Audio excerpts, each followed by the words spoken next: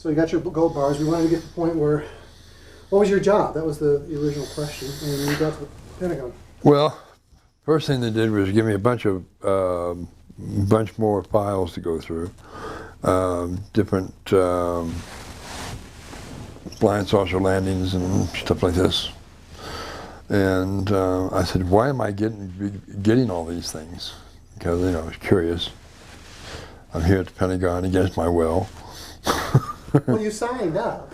Well, I signed up, but I signed up to go to Hawaii, you know. And basically, the government sends you wherever they want you, or the Air Force does, whatever. But, so, anyway, I'm sitting there and going through these different files. And I didn't see any sense in it myself, but that was the way they wanted me to do, so I did. And they said, I said, well, where am I going to be? You know, am I going to be here the rest of my service? They said, no, you're going to Nevada. You're going to an underground facility. Is this day one on the job? This is like the first week that I'm at the Pentagon. And then the most unheard of thing that could be imaginable is that they walk up to me and they said, okay, come in to the room over, this other room over here. And I walk into this other room, and there's a officer standing there, a lot higher than me. And he says, and he looks at these plainclothes people that are in there, and he goes, "This is highly irregular. You know, this just isn't done. You know." And he says, "Well, you know that," and they start talking about rank and stuff like this. And it's just, how can we give this lieutenant full bird colonel? I mean, it's not done. Well, it's going to be done. Were you present for this conversation? Yeah, I'm present for this conversation. I'm still going, what are they talking about? You're there for a week. They've given you some papers to read about. What you said was flying saucers. Reports of flying saucers and things like this. So these landings and stories and Benny Hill and all these others. And I'm going, okay, so why am I doing this, And they said, well, your next duty station requires you to be a certain rank. And that rank is full bird. And I'm going, wait a minute, I'm a lieutenant. At 16 years old. At 16 years old, I'm a lieutenant. I'm a second lieutenant. I haven't even made first lieutenant yet, and you want to give me bird? You want to give me full bird? I mean, what happened to lieutenant colonel or captain? And they said, don't worry about that. It's all taken care of. So they pinned on the full bird, and I'm going, oh my God. It's the capacity of the job. It's not like they were giving you a command. No, they weren't giving me a command or nothing like that. They just said, you're just required to be this rank and to be in this facility. And I said, all right. And then they said, okay, now what do I want? And then they started arguing about clearance. They started bickering back and forth about, what clearance am I going to have? And I'm going, what is all this? And they said, you're going to a top secret facility beneath the Nellis Air Force Base in Nevada. And I'm going, okay, that's all well and good, the top secret, I can understand that. But why are you guys bickering about what clearance I'm going to have? And they said, because that's another requirement. And I said, well, so that's what all that security background checking was for. They said, yes. I said, okay, whatever. So I just sort of sat there and let them do what they, did. What were the ranks these guys having this conversation? One of them was a general. I would expect it, at least. The general was the one kept saying, it's not done. It's just not done. He hasn't got the qualifications for being a colonel. He hasn't got the backing. He hasn't got the experience. He's a colonel. So, and of course, these guys in plain clothes, other ones, you know, saying this is what's going to happen. You know, this is what's going to happen. Regardless of what you say, General, this is what's going to happen. Who do you suppose these people in plain clothes were? I had no clue. If you were to guess, your wildest guess. My wildest guess, secret government. That's what I'm guessing. After it was all said and done, I had my full bird colonel. I had crypto top secret clearance, and some other clearance that they said something about, and I didn't even understand what that was. But they said it. They said, in other words, you're saying this person's got higher clearance than the damn president? And he goes, that's right. Oh. You're in a week. In a week. In a week, I'm in Pentagon, and I'm getting all this stuff bestowed upon me, and I'm going, why? You know. So they were speaking in terms of your next duty station. Yeah, my next duty station. They kept arguing back and forth. You'd only been there a week. I'd only been there a week. And I said, okay, well, how long am I going to be here before I go there? You'll be here for a month. Okay, what am I going to do in that month? You're going to be debriefed about your facility. You're going to.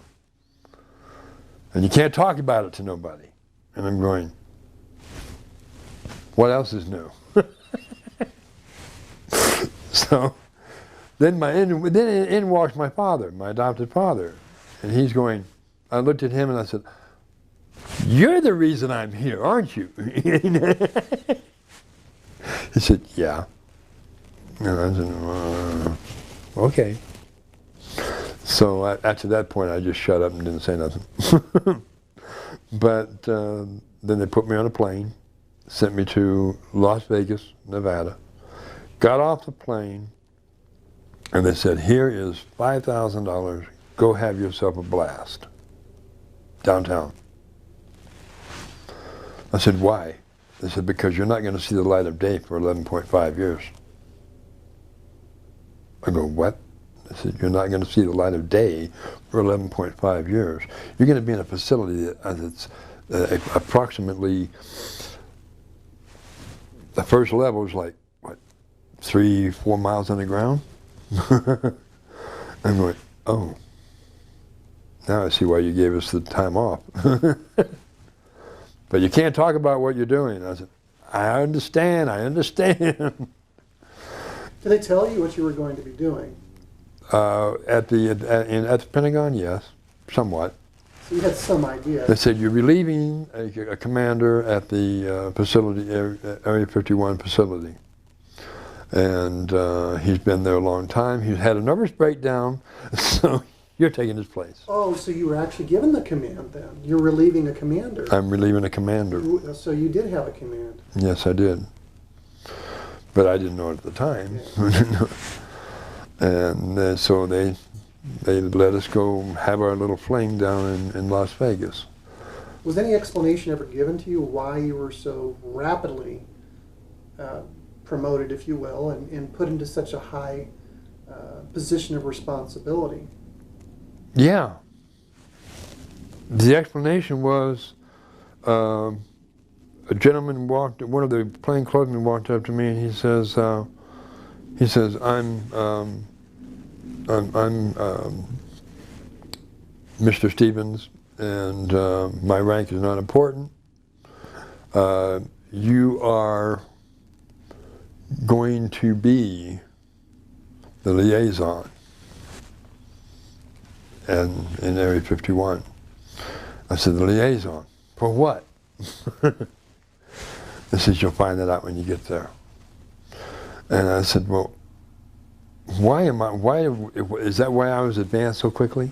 And he says, yes, and your father had something to do with it as well. And I said, oh, okay. He says, well, you need to stop asking questions. I said, yeah, I kind of got that. So basically I shut up and obeyed orders.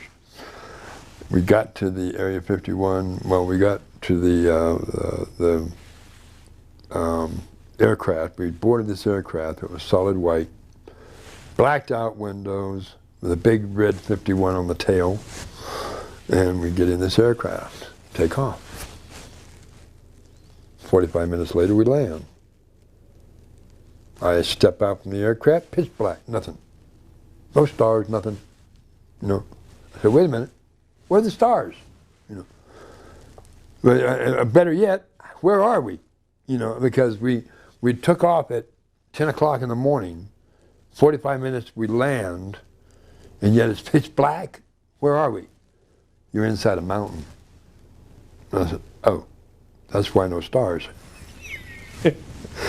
Very good. Go get in that staff car. Me along with several other people. And we go and get in the staff car, and the staff car starts going straight down this corridor, and all at once it drops down at a 45-degree angle. Down.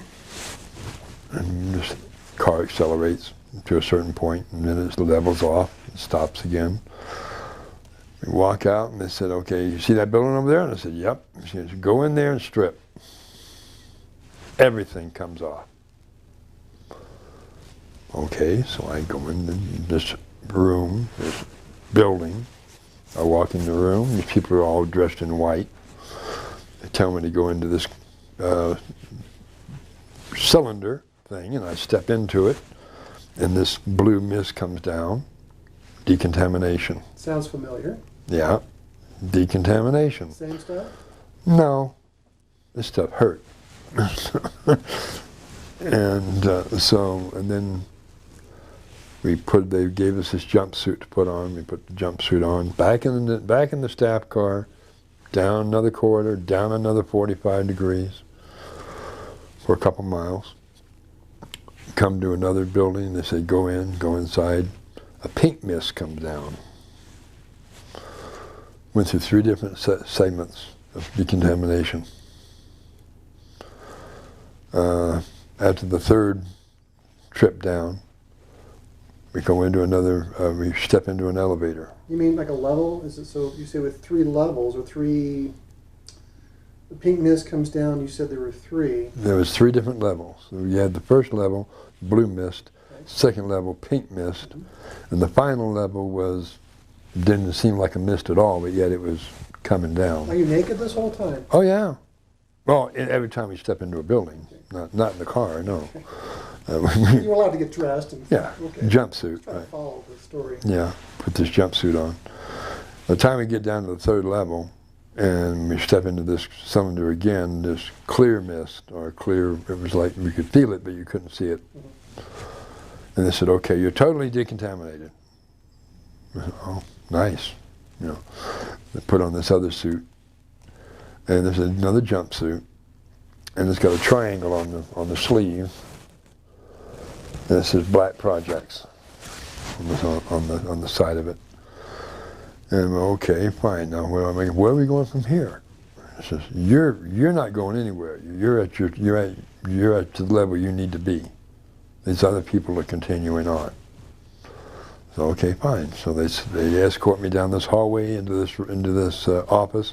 I walk into the office, and this guy is sitting in this chair, and his eyeballs are, you know, like he looks like he's had it. You know what I mean? I mean he's just sort of sitting there, sort of all spaced out. He's got a spaced out look on his face. This is the commander you're relieving, and I'm going, okay. I said, are you okay? And he says, I'm glad I'm leaving. And I said, well, what are you so upset about? You'll find out soon enough. Believe me, you don't want no part of this place. I didn't want no part of this place. I still don't want no part of this place. This place scares the hell out of me. I'm going, okay. nice way to be greeted, right? You know, okay, fine. So, he salutes me. I salute him. He leaves under escort, and he leaves. I sit down, and here's this stacks of records, about this high on my desk, I'm going, oh my God, that's a lot of reading. I'm going to be here for a while. So I start reading. First thing I pull off, it says 1947, Admiral Byrd, diary. So I sat down and started reading. The more I read, the more interested I got. And then continued reading it, read it in its entirety, and then I looked at my assistant and I'm going, is this for real? He says, oh yeah, it's for real. Wow, interesting. Right after I finished reading that, this guy walks into my office and he goes, you're requested on level 27. I said, 27? What level are we on now? You're on level 10. I said, huh. And what's on 27? You'll find out. Anyway, you're being called by name, requested by name, to go down to level 27. I said, okay. Is this my superior? And they said, no. No. Okay. So I put on my jacket, follow this guy to the elevator. We go down 27th to the 27th level, step off of the 27th level, and we're in a cavern. Walk out on the cavern, walk through this cavern, into another tunnel that looked like it had been freshly drilled or bored out. Walk down this tunnel for about a mile, and then I said, okay, that's who called you by name, requested you by name. I'm looking at these two huge giant people standing next to this cylindrical vehicle. Okay, and I walk over there and I said, all right, why am I here? You're going on a journey. And I said, I am. They said, you are. I turned around and looked at my superior and they said, document everything you see and hear. We want a full report. I'm going, okay. All right, so I walk toward this craft. The door slides up real silently. Like a cigar-shaped craft that we talked about? Yeah, pretty much like cigar-shaped, almost like shaped like a bullet, similar. And the door slides up very silently. I step into it. They step into it. Before we progress, I want to ask you some questions about your journey going down to level 27. You talked about taking the elevator down, opening it up into a cavern. Yes. It's obviously natural light, artificial light. Artificial light. Is it cold? No, it really wasn't that cold. It was like about 70 degrees. What color was the light? The light? Yeah. It was artificial light. It was more of it was kind of almost like a fluorescent type light. Was it dim? Was it bright? Well, they were like implanted into the rock, okay. You know, and they were regular lights, but they were more of like a fluorescent glow to them. How about the surface floor, the ground that you were walking on? Was it natural or? It was natural. Was it bumpy? Was it gravel? Was it? Well, it was rocky. Was it rocky? Yeah. And then when we got into the other tunnel, it was smooth. Okay, so this is where you had to walk a mile? About a mile through this tunnel, through this cavern. That was an artificial tunnel. That was. No, the mile was more of the cavern. Mm-hmm. And then at the end of that mile was a tunnel that was smooth, had smooth sides, and we walked into that. Was the lighting the same there in that part of the tunnel? It's like the walls were lit, but you couldn't see any visible means of lighting. Okay. And then the floor? The floor was smooth. We walked through that into this shuttle station. It looked like a white marble or white crystal translucent. And we walked into this, I walked into this vessel, sat down. They said, strap in. So I strapped in. And I said, where are we going? You're going to Telos. I said, okay, what is Telos? Telos is a city beneath the mountain called Mount Shasta. Okay, so was this a vessel you were on? When I think of the cigar-shaped craft, I'm thinking flying. A shuttle. But this is a shuttle. Now we're talking about maybe a rail system of some It's sort? like a tunneling vehicle. Okay. Not a tunneling vehicle, but a vehicle that goes in a tunnel. Got it. And the sides of I mean, before I got in, I was feeling the sides of this tunnel. It felt cold to the touch, but yet it was more of like a crystal tube, if you will. And this vessel was in it, and you couldn't slide your hand between the side of the wall and the vessel. That's how close it was to this side of the wall. I said, this is mighty close. And it had to be quite, precision very well if this thing's going to go down these tunnels at extremely rapid speed. And they said, not to worry. And so I sat down, and this door closed silently. The vessel started to move, and I felt this humming sound. Heard the humming sound, and then the humming stopped, and the vessel started moving. It went. First, it was going slow, and then it picked up speed. Then it was going by. I mean, the scenery was going by so fast it looked like a blur. You couldn't hardly distinguish anything on the sides at all. It was that fast. I said, how fast are we going? And they said, by your recollection, 4,000 miles per hour. I said, 4,000 miles per hour? And they said, yes. We have arrived at our destination. I can imagine. I can imagine. Okay, so I want to go step back again, and we'll get to the destination in just a moment. Yeah. You said you were greeted by these giants. Well, they were huge beings. Okay, so how tall? They were dressed in robe. They were wearing sandals.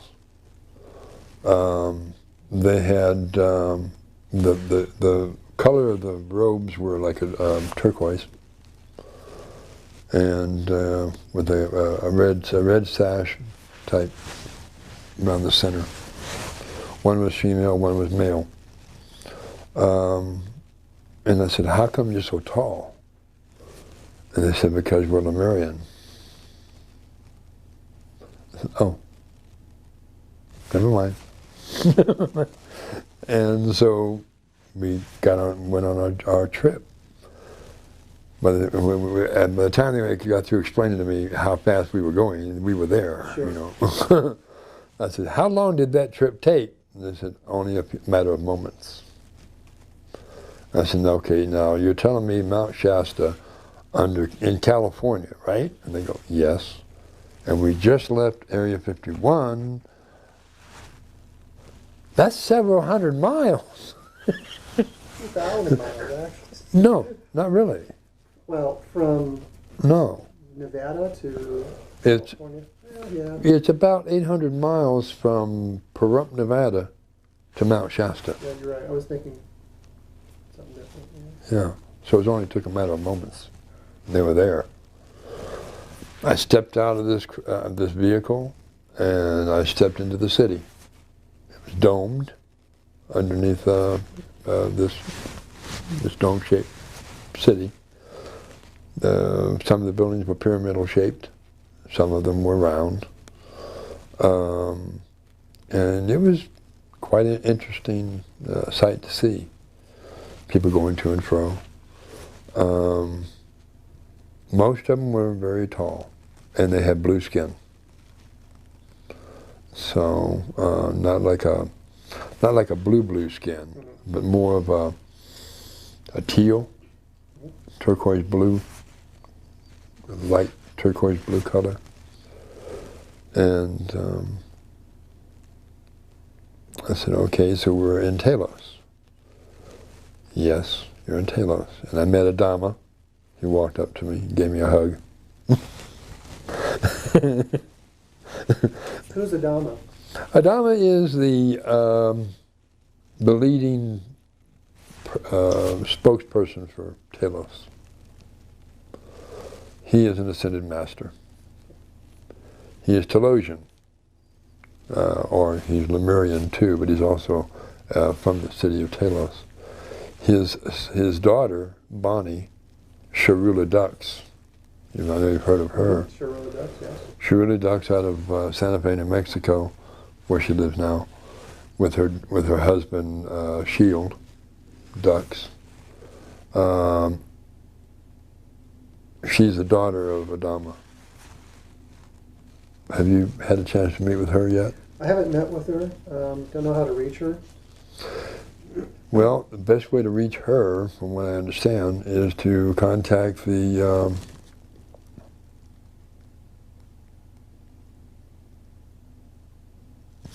people in Mount Shasta. Can probably get a hold of her. I'm trying to think who it was that you were the contact person for that. We can talk about that later. I want to continue with your story. Yeah, sure. So you've been sent there. You've been called, actually summoned. Summoned by name. By name. We found out who has summoned you yet. Well, I was about to find out. Well, Adama is the one that summoned me.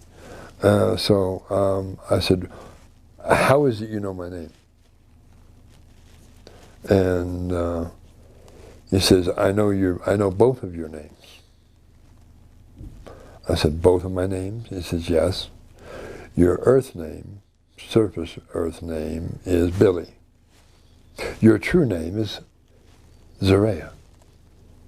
I said, "Yes, but how did you know that?" "Because I know your father." I said, "Oh, okay, know my father."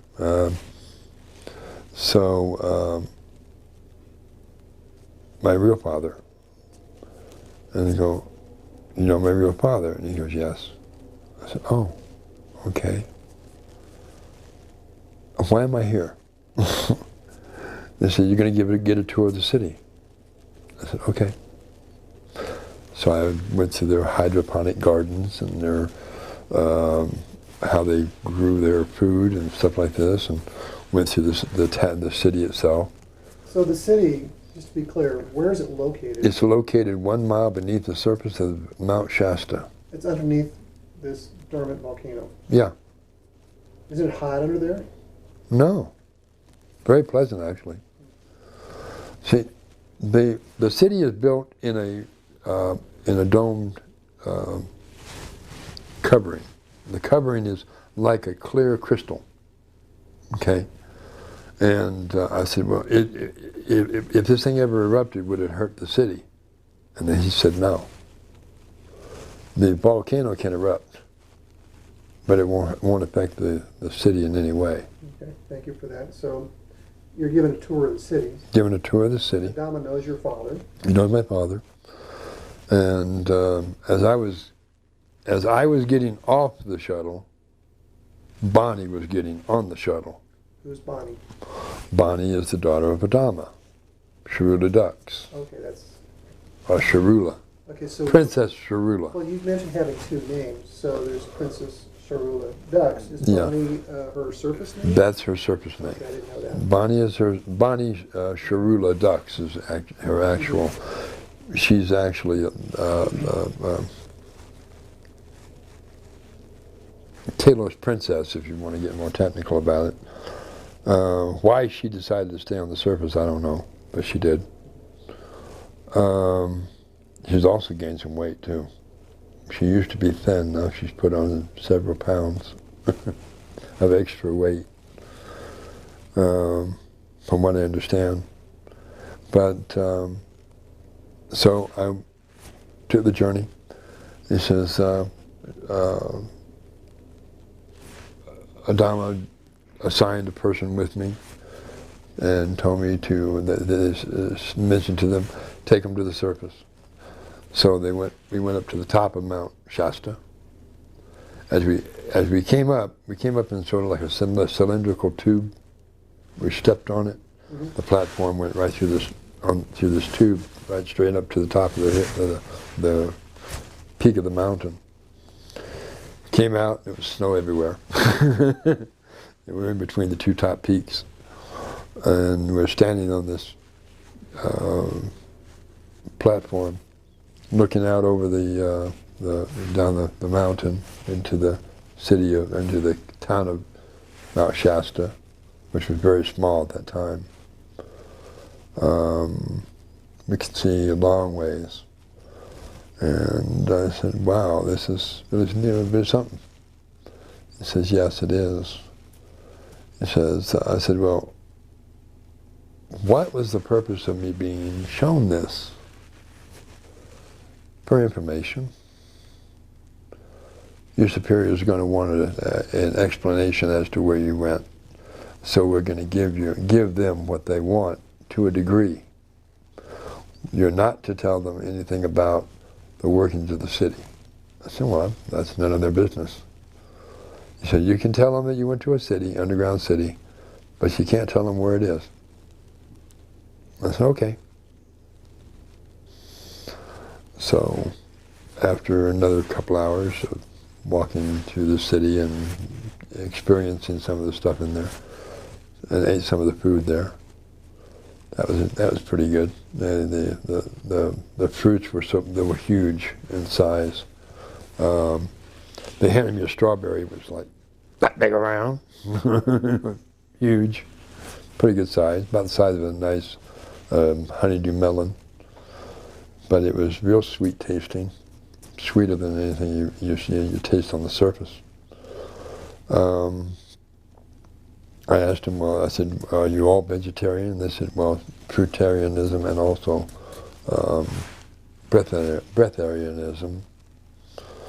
I said, well, what's the difference? He said, well, in fruitarianism you're eating fruit, in breatharianism you're eating nothing. That's your ultimate diet, is breatharianism. I said, oh, you mean not eating at all? He said, yeah. I said, oh, okay. Can you do that? I said, we can.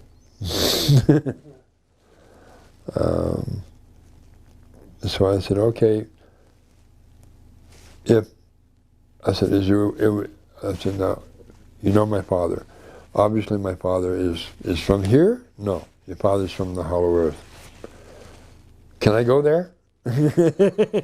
In time you will. Okay, I'll stop here a second. So this is a good opportunity to get this question answered. And I've asked a lot of people this question. Yes. What's the difference between inner Earth and hollow Earth? Okay. Inner Earth has to do with the subterranean cities in the Earth's crust. That's inner Earth. Hollow Earth is inside the shell, on the inside portion of the shell, where the central sun is hovering in the center. That's hollow Earth.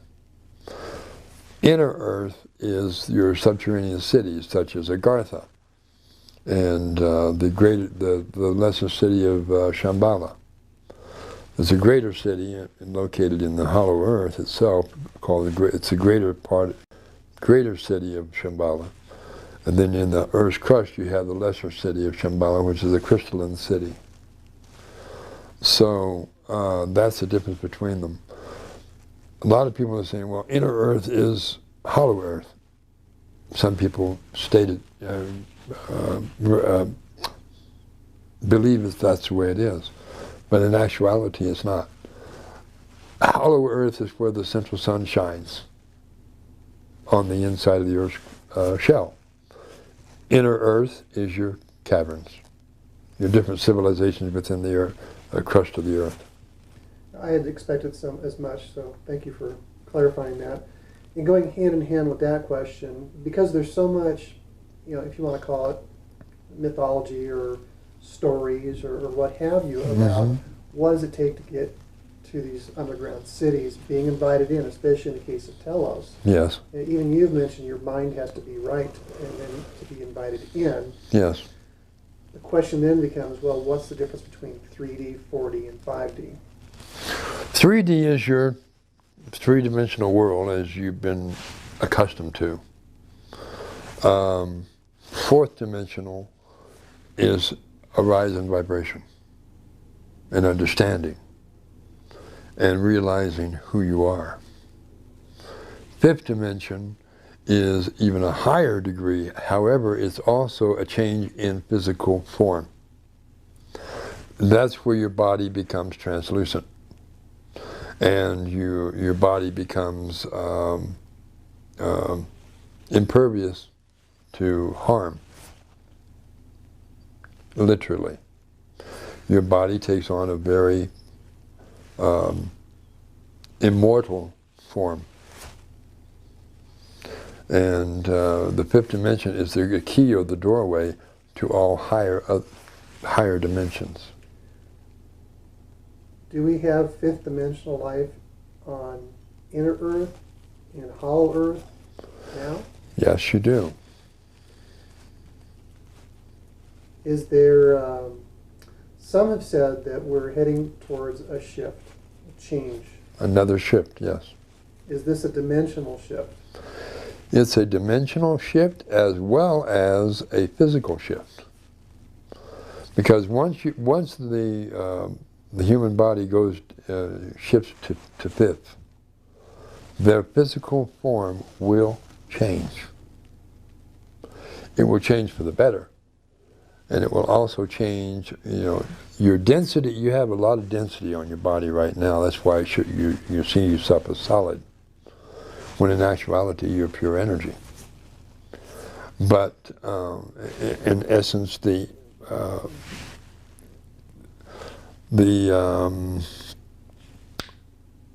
energy of the fifth dimensional body is more of like a translucent body. You can see through it, but it's also solid.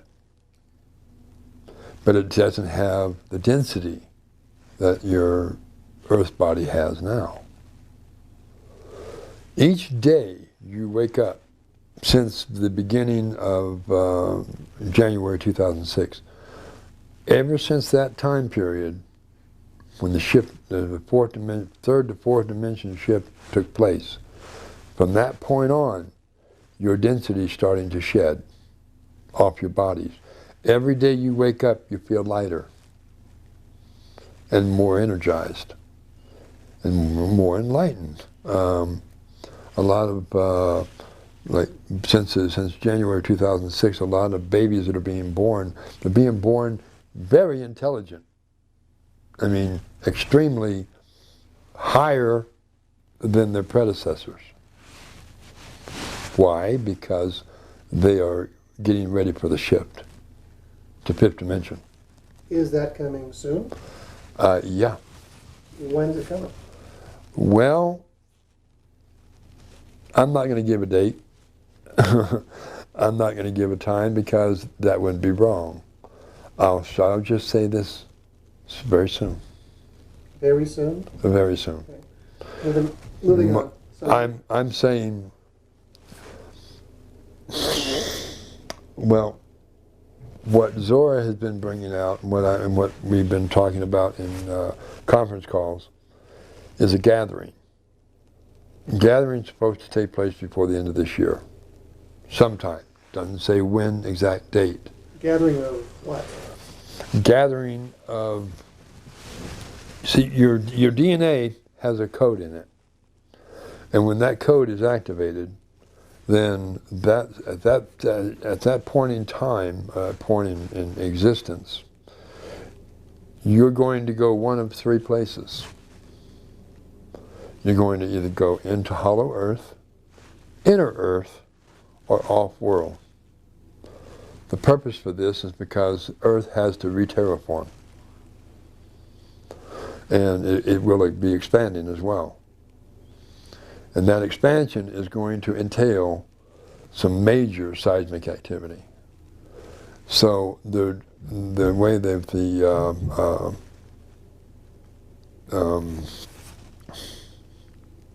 Hollow Earth and Ashtar Command and the others are preparing, way it's set up, is the people must be taken from the face of the planet out of harm. Because this world is going to rebirth itself. It's going to reclaim the surface. All the cities and man-made, the world as you know it to be is going to cease to exist, and a new one's coming up from it. So there can't be anyone on the surface during that time. So they're going to inner Earth, hollow Earth, or off-world. Off-world. To the prospective star systems, to where you feel you're from. This year? By the end of this year. So you're having a nice view of downtown Mount Shasta for what it was in 1964-ish. Yeah. Okay, what happens next? Then you have, no, that's not 1964, that'd be in the 70s.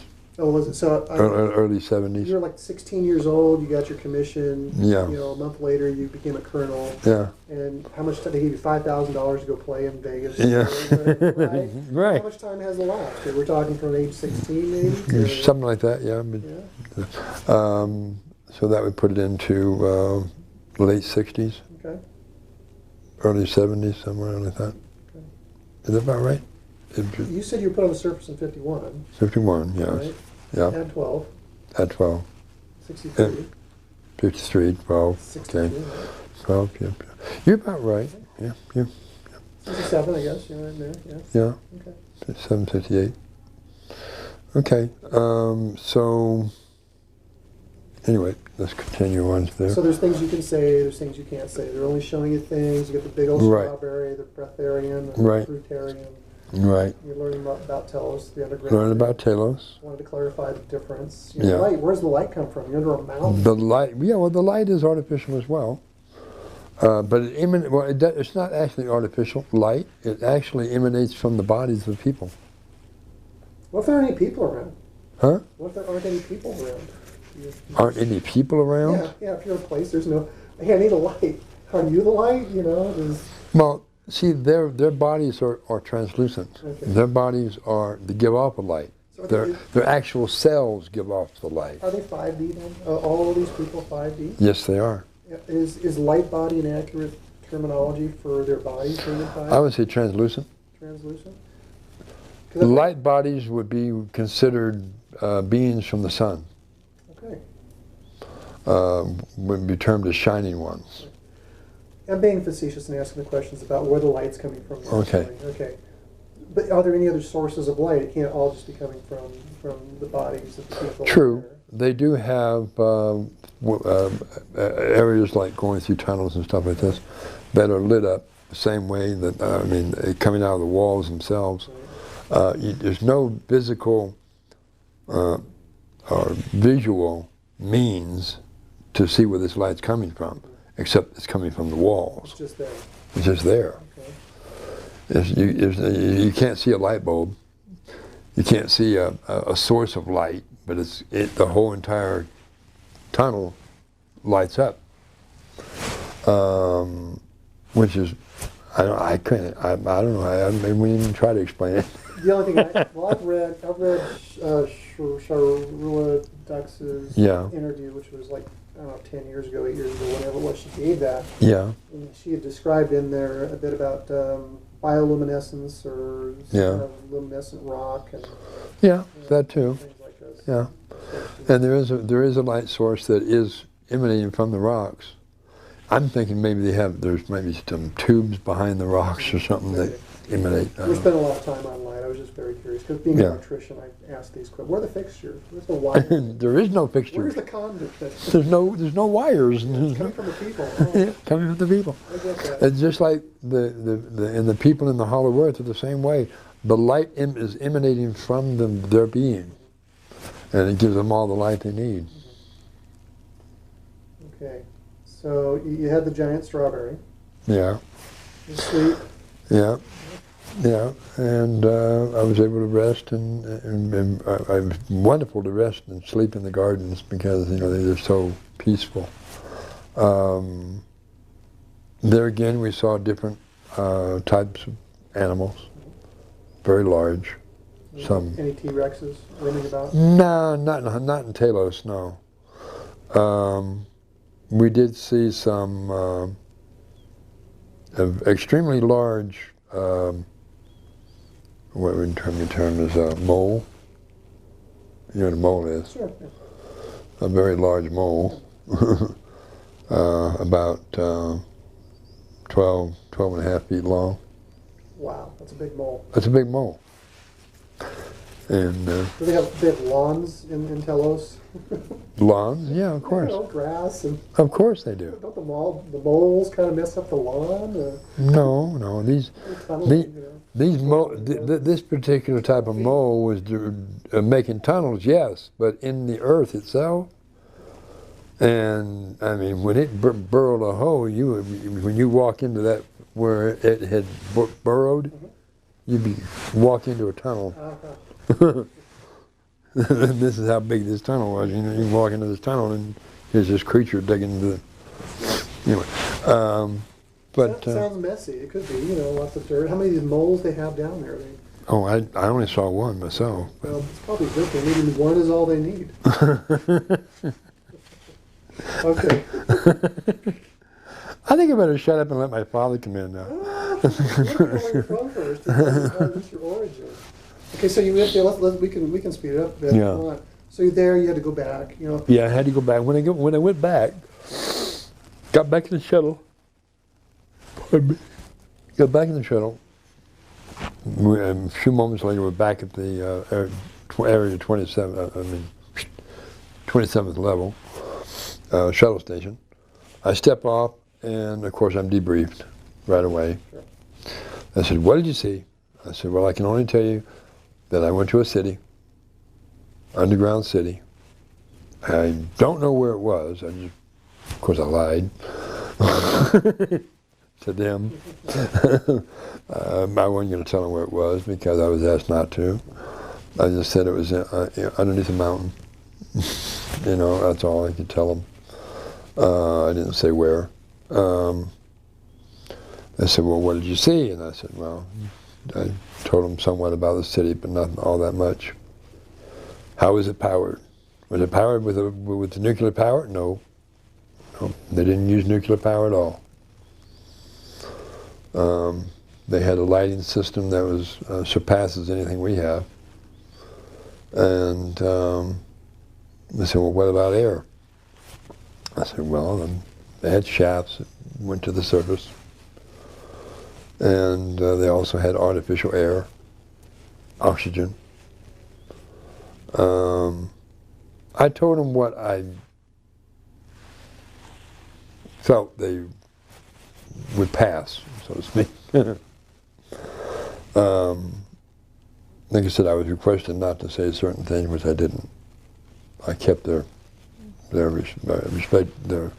I respected their privacy.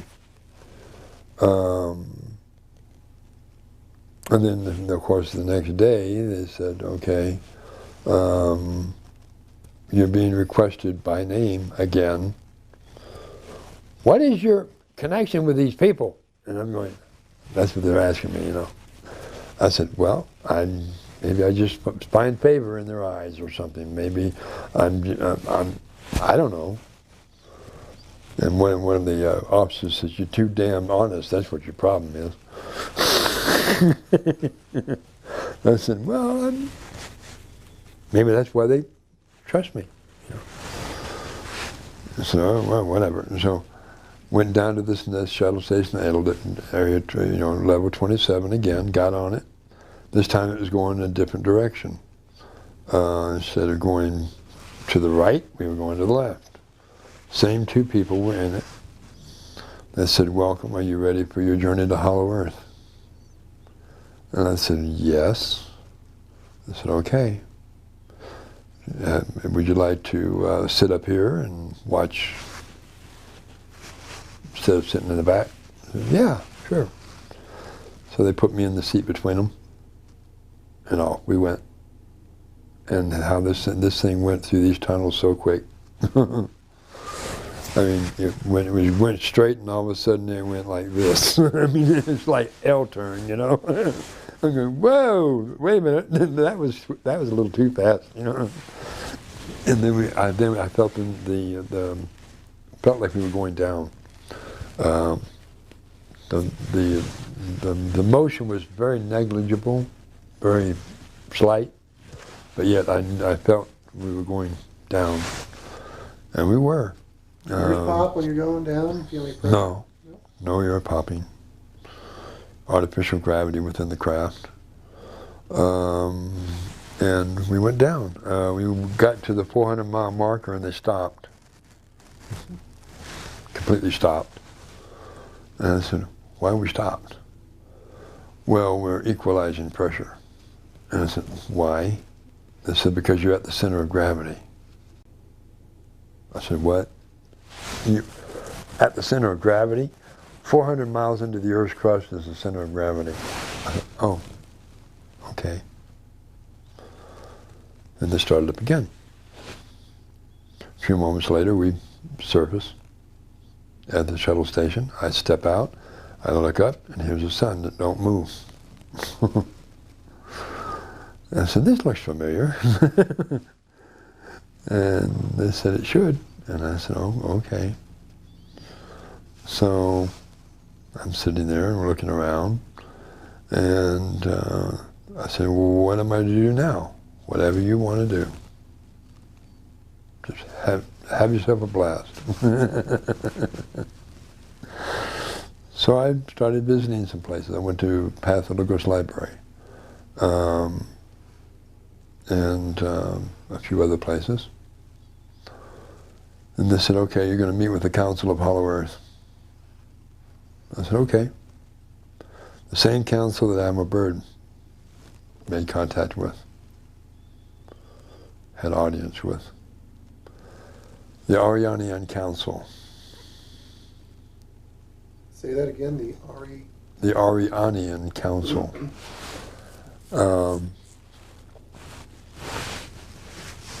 There's one person on the council. He was considered the master of the world,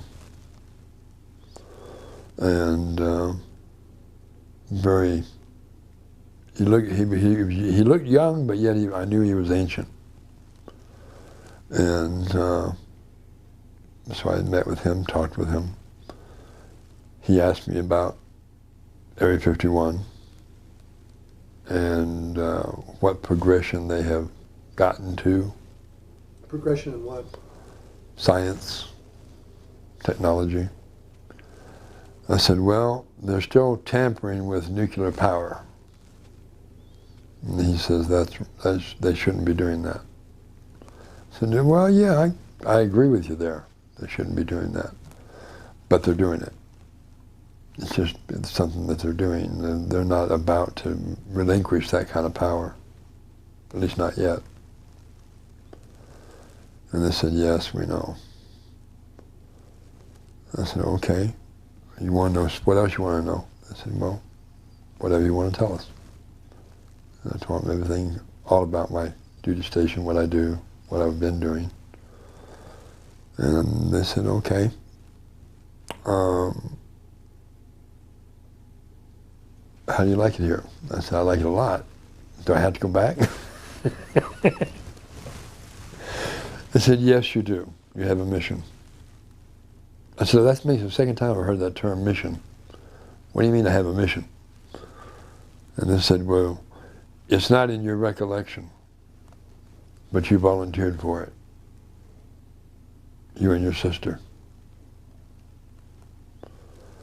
And I said,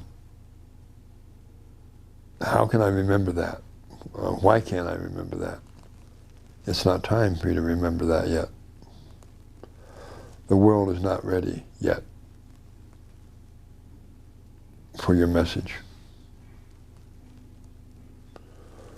Okay. So, went back, Area 51. What did you see? We know you went to the center of the planet. We know that much. What did you see? I said, a whole new world. A world of harmony, a world of peace. No chaos at all. The people there, they don't speak, they don't use their mouths to get them in trouble. They use mind-to-mind communications. So they put me in a room and started doing a bunch of tests on me again.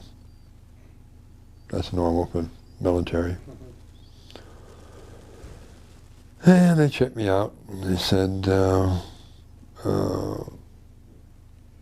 what can you tell us about their sociology? They said, I said, their sociology is they're all one body. All one. There's no separation between them. And they're always smiling. They love to smile. And they said, well, what is their military capability? I said, far more than yours. I said, let's put it this way. If they desired, they could bring a standstill to the entire surface of planet Earth. How's that for power? They want you to stop using nuclear power. It has too many bad side effects. And they want you to stop it. Well, you know that's not going to happen. I said, yeah, I know that's not going to happen, but they request that you stop.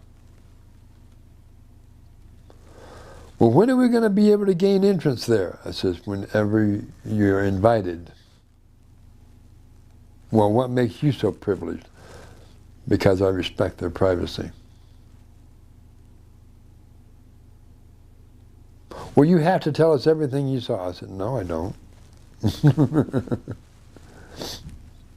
I was requested not to say certain things, and that's going to be as it is. You're allowed to know certain things, but you're allowed to not know certain things.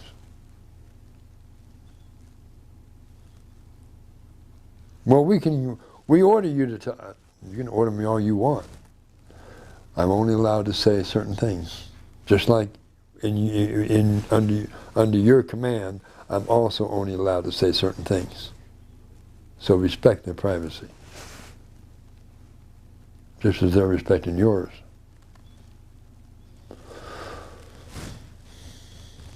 Oh, well, they reluctantly agreed. No threats? No threats. Wouldn't have done them any good. Let's talk about, so you were summoned, and you went to Hollow Earth. Did you get to see your father? Not that trip, no. Okay. He was elsewhere,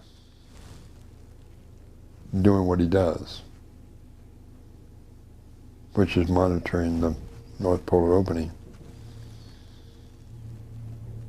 Can you tell us how you came to be on the surface? You want me to back up? Are we done? I got the answer. I don't think I've got the answer to the mission yet, actually. What is the mission? The mission is to give the contents of Admiral Byrd's message to the surface world. It's a threefold message. The first part of the message is the existence of Hollow Earth, part of it. The second part is medical, having to do with cures of all the diseases that were on the planet at that time.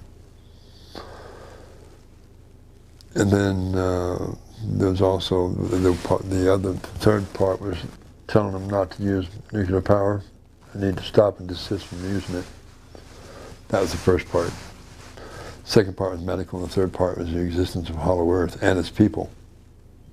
And that they are the sisters and brothers, your sisters and brothers, in Hollow Earth. If that message could have been given out back in 1947, when it was, suggested for it to be given out, we wouldn't have been going through what we've been going through. The world would be a lot different place had that been able to been gotten out. But that was the mission that we volunteered for. You and your sister? Me and my sister. We were sitting on a beach in Hollow Earth with our feet in the water, and we were approached by the council and asked if we would volunteer to go to the surface to give out this message. How many trips around the sun had you been by the time you were approached? How many trips? Well, I'm 60 trips around the sun now on the surface. Would have been 1,800. And for 1,800 trips around the sun, what was your size? My size? How tall were you? My stature was 15 feet. 15 feet. Yeah. And yet you were deposited on the surface. What was your stature at that point?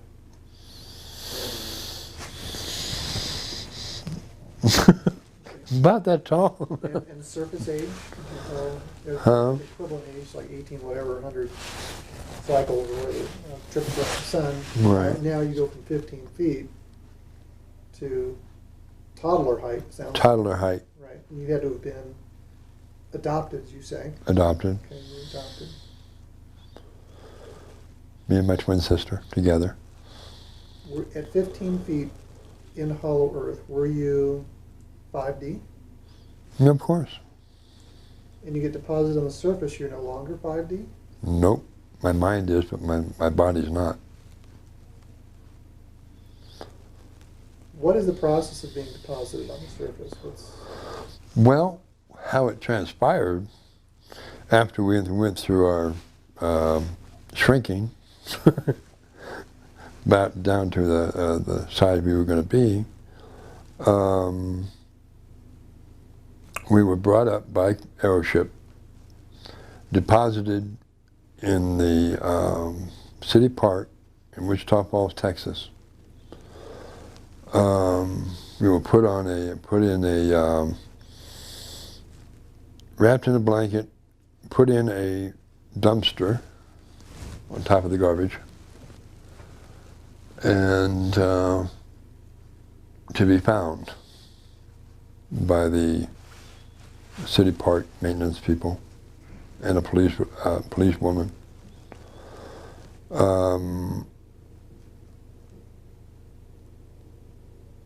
Once we were placed in the receptacle and they left, then of course our survival mode took over and we started screaming our heads off.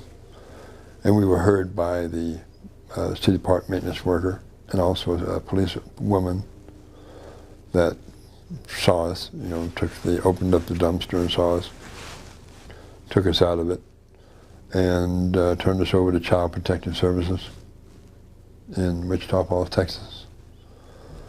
When the policewoman picked us up,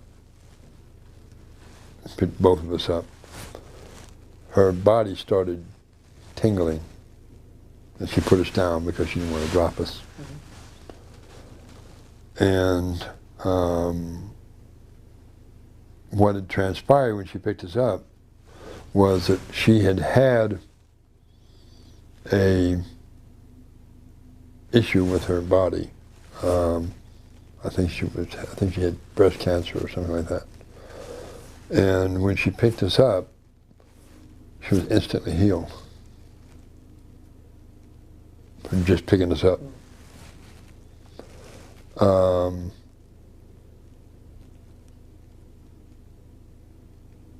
And then, of course, we were, how we discovered this, she came back the following day to the Child Protective Services and sat next to us, and she started talking to us. We weren't saying anything, we were just listening. But she told us what had happened after she had picked us up. She says, "I feel you two are very special. I don't know if you understand what I'm saying, but I feel I should tell you this." And she told us what happened. That she had went to after she picked us up and brought us to the Child Protective Services, she went to see her doctor, who had diagnosed her before with cancer. And she explained to us that when she had him check herself out again, she no longer had it. Her body was completely clean of cancer, which the doctors just didn't register. She said, "I wish that I could adopt you, but I'm not married. And I feel you're going to be adopted by a loving family." Unfortunately, that wasn't the case. But and me and my sister looked at her and just nodded. That we acknowledged that we understood what she was saying. And we, in unison, we both gave her an impression in her mind that it's all right. We gave you a gift. She said, "I understand you, but you're not talking." And we said, "We know." And then she got permission to take us and turn us over to the orphanage. And she was assigned to take us there. After she took us there, and she said, "These children are very special. They need to be put in quarantine, away from the other children," which was a standard procedure anyway. So they put us away, me and my sister, into a room in the attic. All that was in there was a radio and a square box with a tube about this big around, black and white TV set. And we were in quarantine for like 3 or 4 weeks. And all that time we were there, we were learning,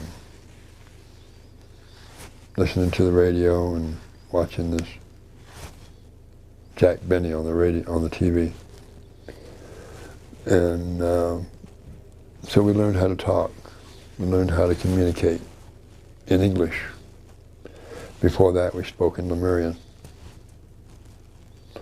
to each other, with our minds, not verbally. We didn't feel any need to do that because we could communicate telepathically, so we didn't feel the urge or the need to use our mouths. That was an experience when we started doing that, though.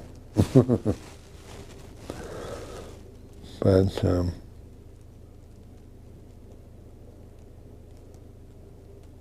it was kind of hard to start talking. We saw how easy it was for other people, but when we started to talk ourselves, it seemed foreign. Something that was not normally, well, in the Hollow Earth is not done, hardly. But it was hard to form words.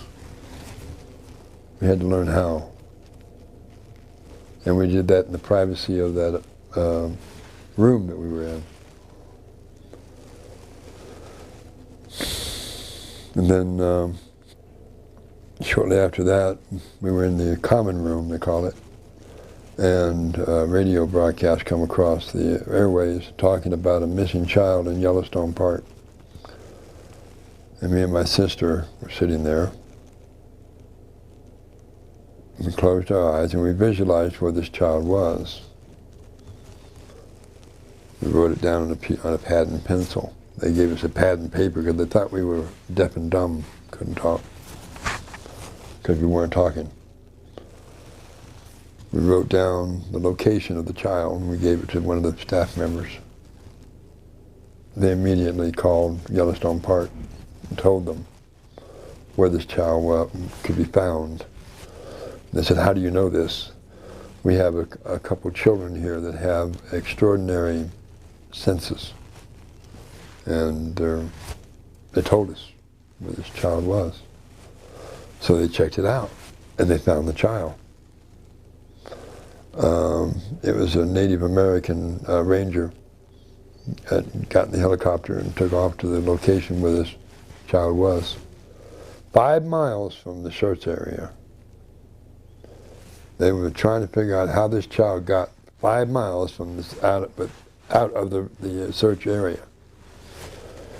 And the Native American ranger walked into the cave, Bear Rock Cave. As he walked into the cave, he saw a female Sasquatch nursing the child. He walked in, the Sasquatch saw the Native American ranger, picked the child up, carried it over to him and put it in his arms, turned around, walked back, sat next to the fire. He brought the child back to the search area, and it made headlines for that. Interesting. I didn't expect Sasquatch to come out of this story. I really didn't. Sasquatch is real. Yeah, oh yeah. But it's actually called a Chatus. It's not called a Sasquatch. Chatus. Prefers the term of Chatus.